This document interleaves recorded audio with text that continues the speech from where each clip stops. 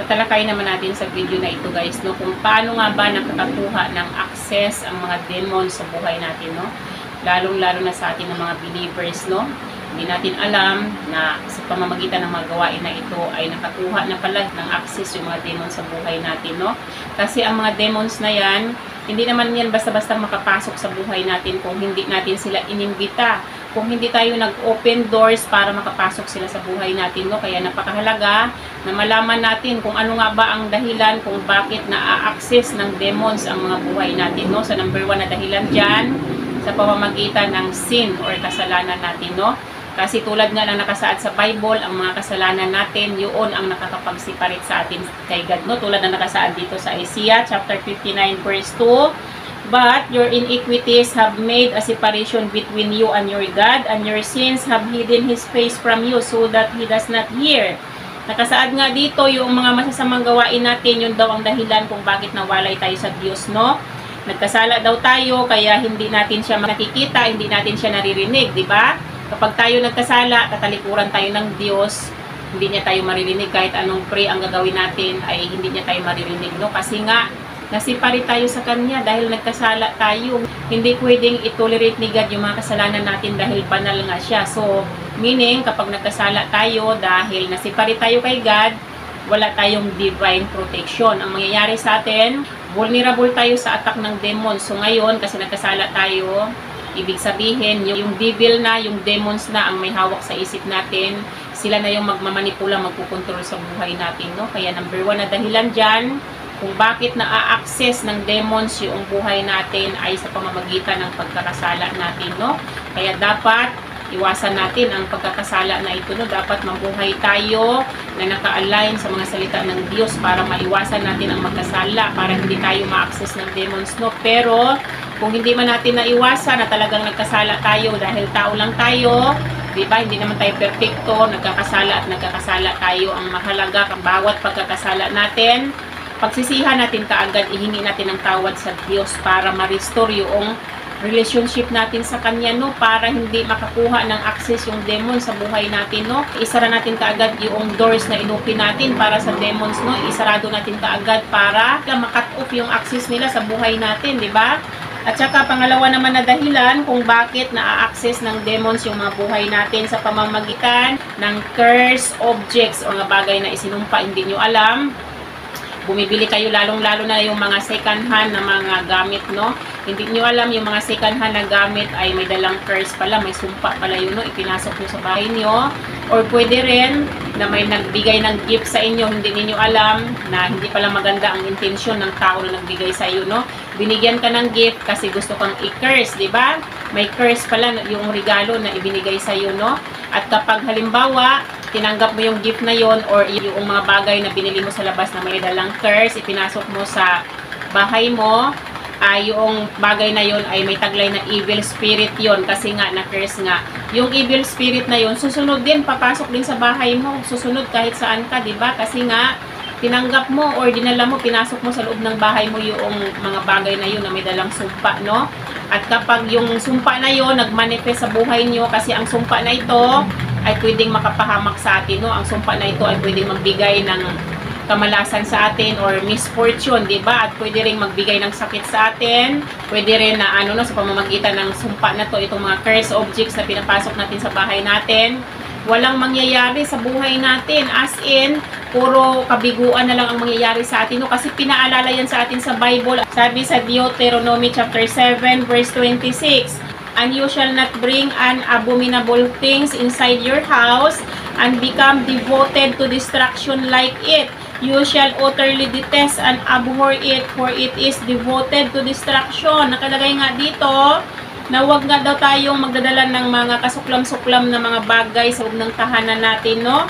Dahil itong mga bagay daw na ito ang magiging dahilan kung bakit masira tayo, kung bakit mapahamak tayo. Pinaalala sa atin sa Bible, no? Ano nga ba ang mga halimbawa nitong mga cursed objects na ito, no? Halimbawa, no? Mga pulseras na yan, hindi natin alam. Bili tayo ng bili ng mga pulseras ay may curse pa lang na kapaloob sa pulseras na yun. Or di kaya mga crystals na yan. Yung crystals na yan, di ba? Ang hilig natin sa crystals, hindi natin alam may sumpa pala yung crystals na yan, or di kaya may nagregalo sa inyo ng jewelry or alahas, hindi niyo alam yung regalo na alahas na yan, yun na pala ang maging dahilan para malasin kayo, para mapahamak kayo. Or di kaya may nagbigay ng wallet sa inyo, sa halip na paglagyan ninyo ng pera yung wallet na yun, yung pala ang maging dahilan kung bakit madidrain ang finances ninyo, dahil ang wallet na ibinigay sa inyo may dalang sumpa, di ba? Kaya dapat ay magkaroon tayo ng kaalaman regarding sa mga bagay na ito para hindi tayo masira, di ba? Dapat talaga ay paglaanan natin ng panahon ng oras, no, para mag-aral tayo ng mga spiritual na bagay para hindi yan ang magiging dahilan para mapahamak tayo, no? At saka pangatlo naman na dahilan kung bakit nakakakuha ng access yung demon sa buhay natin sa pamamagitan ng wrong relationships or pakikipagrelasyon natin sa mga tao na hindi makadiyos, mga ungodly people, mga ungodly persons, no? Hindi lang pagdating sa romantic relationships, pwede rin na sa mga kaibigan mo or di kaya sa pamilya mo mismo, no? Kapag ikaw nagkaroon ka ng relationships na mga ungodly, halimbawa kaibigan mo, best friend mo, nag-aaral pala ng witchcraft yan, nakikisama ka sa kanya, nakikisalamuha ka sa kanya, nakikiisa ka sa kanya kasi nga tinuring mong best friend. Ang hindi mo alam, witch pala yung best friend mo na yon. Ang mangyayari sa'yo, pwede kang ma-influensyahan ng witch na best friend mo. Pwede mong gawin rin kung ano yung ginagawa niya, di ba? Pwedeng mag-aral ka na rin ng witchcraft kasi na-influensyahan ka niya.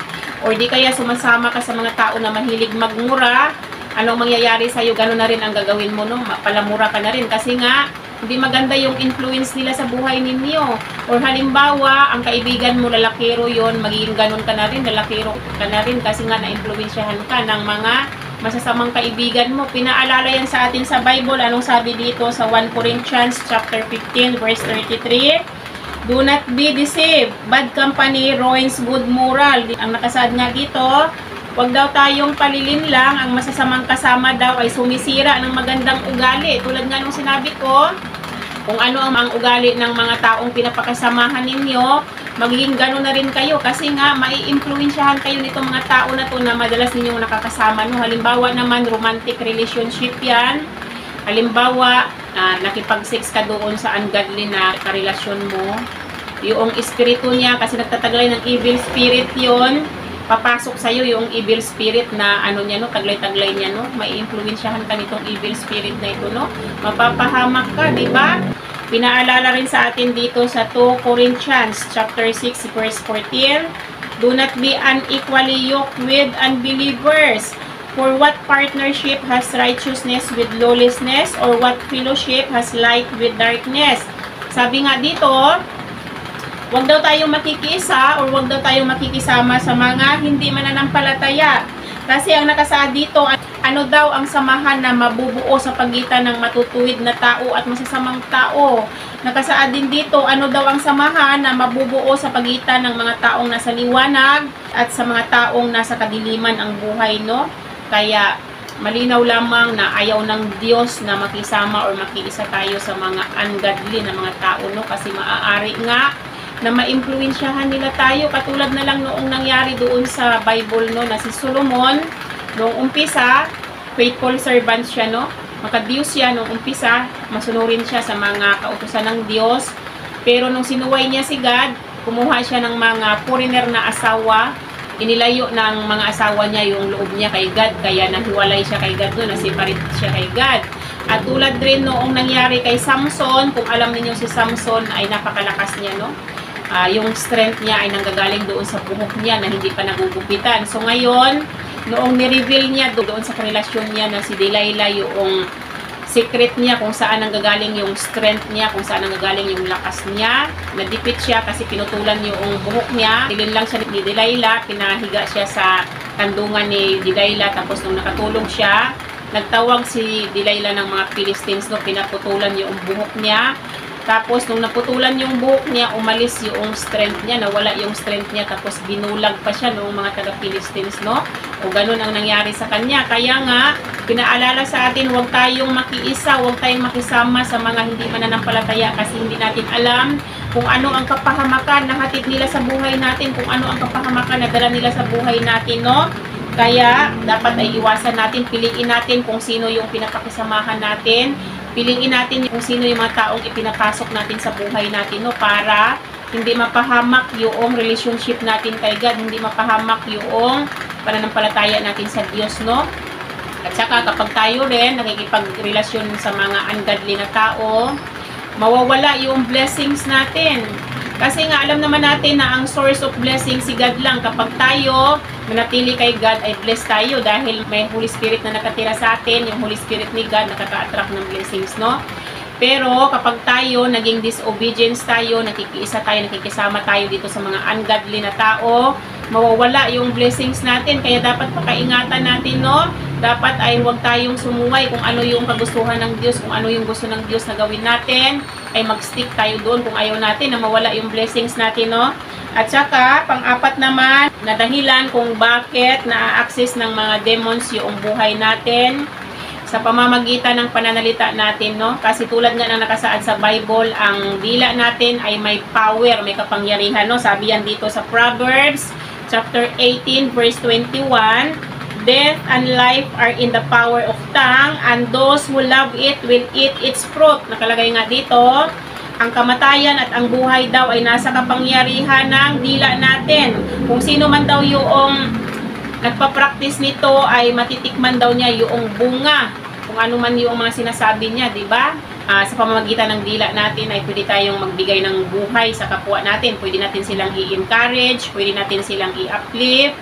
Pero sa pamamagitan rin ng dila natin, pwede natin i-curse yung buhay ng kapwa natin. Kaya dapat maingat tayo kung ano ang nilalabas natin sa dila natin, no? Halimbawa, tayo ay mahilig tayong magsalita ng mga negative na pananalita. Halimbawa na lang, sinasabi mo sa sarili mo na walang magagandang mangyayari sa'yo. Sa spiritual realm, ang pananalita mo na yan ay markado na ng demons yan. Ang pananalita mo na yon na sinasabi mo na walang nangyayari na maganda sa buhay mo, magiging reality mo yan. Yun ang mangyayari sa'yo, yun ang magiging katotohanan sa buhay mo. Dahil sinabi mo mismo, dineclare mo mismo na walang nangyayaring maganda sa buhay mo, kaya magiging reality mo yan. Kaya dapat maingat ka sa mga pananalita na binitawan mo kung ayaw mo na yun ang magiging katotohanan sa buhay mo, no? Kasi kapag nag-manifest yung sinasabi mo sa buhay mo, wala talagang magagandang mangyari sa buhay mo. As in, kung may trabaho ka, matatanggal ka sa trabaho. Kung halimbawa man, may karelasyon ka, maghihiwalay kayo ng karelasyon mo dahil mag-cheat sa'yo yung karelasyon mo. Yung mga anak mo ay lalabanan ka, or di kaya, halimbawa may business ka, ay mababankrupt ka, malulugi yung business mo kasi galing na mismo sa bibig mo na walang magandang mangyayari sa buhay mo, di ba? Kaya dapat maging maingat tayo sa mga sinasabi natin. Dapat puro mga positive self-talk ang sinasabi natin para yun ang magiging reality natin, no? At saka, pwede rin na ma-access ka ng demon sa pamamagitan ng covenants or kasunduan mo. Halimbawa, mga pinapapirmahan sa'yo ng mga kung anong dokumento man yan, hindi mo alam, yung nagpapirma sa'yo ay mga nag-aaral pala ng witchcraft, no? Kasi ito, danas ko to, no? Sa dating tinitirhan ko noong nag-online selling pa ako, bigla na lang na may mga nagsusurvey kunuhay, no? Halimbawa, parang mga nagsisensus, no? Na tinatanong yung ilang taon ka na, saan ka nakatira, saan yung probinsya mo, kung ilan ang anak mo, pangalan ng anak mo, mga ganun yung tanong nila, no? Tapos, di ba, pagkatapos nun, papipirmahin ka nila, hindi mo alam na yung pirma mo, ang agreement mo pala yun. Ibig sabihin, umuo ka na kontrolin nila yung buhay mo. So, ang nangyari sa akin, nung umalis na ako doon sa lugar nila, no, ang lakas kong kumita doon sa lugar nila kasi nga malakas ang online selling ko. Pag alis ko sa lugar nila, nag-drain yung finances ko, no? Kasi nga, nag-agree ako sa kanila. Diba, binigyan ko sila ng authority na i-drain nila yung finances ko. Parang ganun yon. Tapos, nangyari din sa akin, bumili ako ng gas, no gas. Tapos, yung nag-deliver, nagpapirma-pirma, kunuhay siya ng resibo na i-deliver niya ng maayos yung gas, na ikabit niya ng maayos. Tapos, nagtataka ako. Kasi, mula nung pumirma ako noong kasunduan na yon, yung gas ko, hindi na umaabot ng 1 buwan. As in, 3 weeks na lang, tapos yung bandang huli, 2 weeks na lang mahigit na uubos na. No? Samantalang dati, ang tagal ko nang nagluluto, almost 4 years na ako dito sa business ko. Dati-rati, araw-araw ako nagluluto, umaabot ng 1 buwan yung gas ko. Minsan pa sobra pa, kapag hindi ako araw-araw nagluluto, sumusobra pa sa 1 buwan. Tapos ngayon, 3 weeks na lang, 2 weeks na lang mahigit na uubos na. naalala ko yung covenant pala, yung kasunduan na pinapirma-pirmahan ko pala, ang ginawa nilang daan para makontrol nila yung gas ko, para 3 weeks lang ubos na agad, di ba? Tapos, nangyari din sa akin, nagbayad ako ng tubig, no? Tapos, yung pinagbayaran ko ng tubig, may pinapirmahan, pinapil-upan pa kunuhay, napipil up ka ng ganito, ganyan. Kasi ako naman, kasi akala ko normal lang, akala ko, kasama sa ano nila, no, policy nila, di ako naman, pirma-pirma din. Nagtaka ako kasi mula nung pumirma ako, ang taas na ng billings ko sa tubig, samantala, mag-isa lang ako sa bahay. Hindi naman ako malakas mag-consume ng tubig kasi nga wala akong kasama. Hindi rin ako araw-araw naglaba. Weekly ako naglalaba. Minsan, sobra pa sa 1 week ako naglalaba. No? Pero ang tubig ko, napakataas. Parang ang dami kong anak na kasama sa bahay. No? Parang araw-araw ako naglalaba. Napakataas ng billing ng tubig ko. No? Ayun, naalala ko pala yung agreement, yung covenant pala na ginawa ko, yung pinirmahan ko pala. Parang binigyan ko sila ng authority na manipulahin nila yung bill ng tubig ko, no? Yun ang umpisa, no? Yun ang dahilan kung bakit tumataas yung billings ninyo. Kaya dapat maging maingat tayo dito, magkaroon tayo ng kaalaman para hindi tayo kayang kontrolin, hindi tayo kayang manipulahin ng kaaway natin. Kasi nga, tulad na nakasaad sa Bible, anong sabi ng Diyos? My people are destroyed due to lack of knowledge. Diba? Ang mga believers daw, ang mga anak ng Diyos ay nasisira sila dahil sa kakulangan sa kaalaman. Kaya dapat ay magkaroon tayo ng knowledge regarding sa mga bagay na ito, kung paano nga ba tayo na-access nitong mga demons na to, kung paano tayo na-access nitong mga agents ni Satan na to, no? Dapat magkaroon tayo ng kaalaman para hindi tayo malinlang, para hindi tayo tuluyang mapahamak, no? Para hindi tuluyang masira yung destiny natin, or kung ano man yung in-entrust ni God sa atin na journey, no? Kung ano man yung path na in-entrust ni God sa atin, no? Para hindi masira, para hindi mapalitan yung destiny natin, dapat magkaroon tayo ng kaalaman, no? Tapos, panglima naman na dahilan kung bakit na-access ng demons yung mga buhay natin ay sa pamamagitan ng panaginip. Akala natin entertainment yung panaginip. Ang hindi natin alam, diyan nagaganap ang transactions ng mga kaaway natin, transactions ng demons, no? Dahil sa pamamagitan ng panaginip natin, pwedeng pumasok dyan yung mga witches, yung mga nag-aaral ng witchcraft, pwede silang pumasok sa panaginip natin sa pamamagitan ng astral projection, di ba? Yung astral projection na yan, yung mga witches, iniiwanan nila yung katawan nila sa bahay nila, pero ang espiritu nila nagka-travel. Ang espiritu nila naghahanap ng mga believers na pwede nilang pasukin ang panaginip, no? Pumapasok sila sa panaginip natin.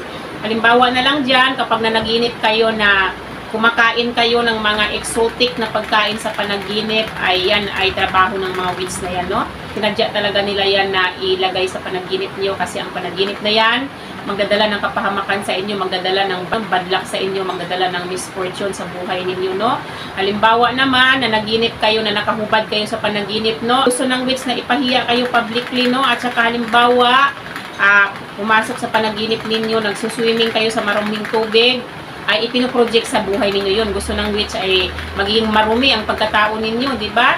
Para magiging makasalanan na rin kayo na katulad nila, magiging marumi ang pagkatao ninyo. At halimbawa naman, na naginip kayo na nakikipag-sex kayo doon sa panaginip. Halimbawa, nakikita nyo sa panaginip nyo na nakikipag-sex kayo sa boyfriend ninyo or sa asawa ninyo.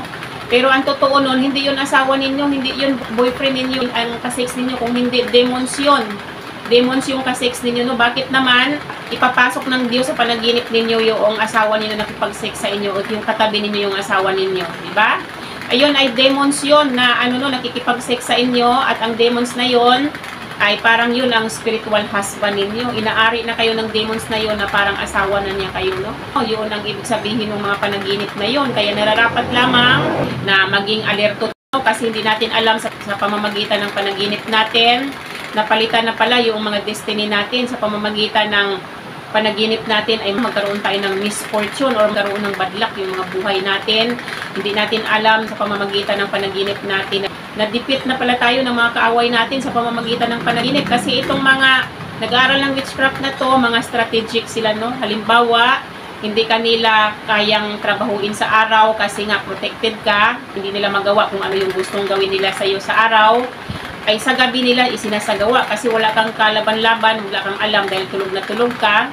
kayang-kaya nilang gawin yun. Minsan pa naman, kapag ikaw na naginip, ay hindi mo naalala yung panaginip mo, di ba? Ako ilang beses ko yan na-encounter, na alam ko talaga na naginip ako, pero pagkagising ko, hindi ko talaga maalala yung panaginip ko, no?